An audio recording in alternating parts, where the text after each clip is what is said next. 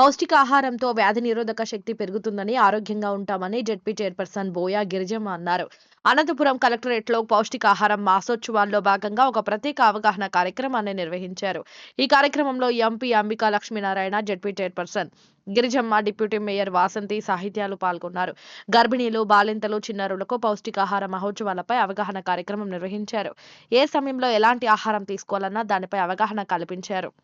ఈ సందర్భంగా ZP chairperson బోయ గిరిజమ్మ మాట్లాడుతూ పౌష్టికాహారంతో వ్యాధులు దూరమవుతాయని తెలిపారు.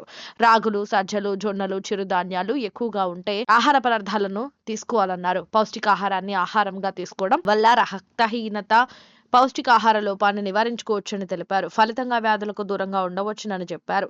పౌష్టికాహారంతో వ్యాధి నిరోధక శక్తి పెరుగుతుందన్నారు.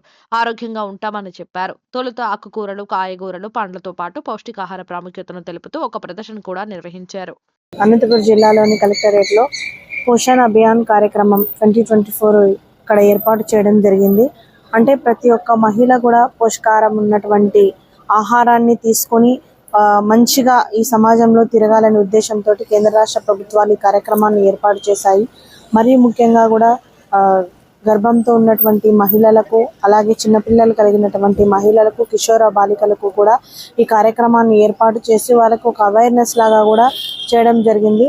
మరీ ముఖ్యంగా కూడా ఇప్పుడున్నటువంటి పిల్లలు ఈ సమాజంలో ఎన్నో ఒడిదుడుకులను ఎదుర్కోవాలి అని అంటే వాళ్ళకి మానసిక స్థైర్యము, శారీరక దృఢత్వం అనేది చాలా అవసరం. కాబట్టి ఖచ్చితంగా కూడా మంచి పోషక విలువలు ఉన్నటువంటి ఆహారాన్ని అమ్మాయిలకు అలాగే అబ్బాయిలకు అందించాలి. మరీ ముఖ్యంగా రాగి కానీ, జొన్న, అలాగే కొర్ర, గుడ్లు, పాలు ఇటువంటివన్నిటిని కూడా అందించి వాళ్ళ ఈ సమాజానికి దృఢమైన యువతగా కూడా అందించేలాగా మరి కీలక పాత్ర తల్లిదే ఉంటుంది. కాబట్టి గర్భంతో ఉన్నప్పుడే ఎనీమియా రాకోకుండా కూడా వారు ఎక్కువగా కూడా పోషక విలువలు ఉన్నటువంటి ఆహారాన్ని తీసుకొని పండంటి బిడ్డకు జన్మనిచ్చి మంచి ఆరోగ్యవంతులుగా ఉండాలని కూడా కోరుకుంటూ, అలాగే ఈ నెలంతా కూడా ఈ కార్యక్రమాన్ని చేశారు. నెల అనేది కాకోకుండా ప్రతిరోజు కూడా మంచి పోషక విలువలు ఉన్నటువంటి ఆహారాన్ని తీసుకోవాలి.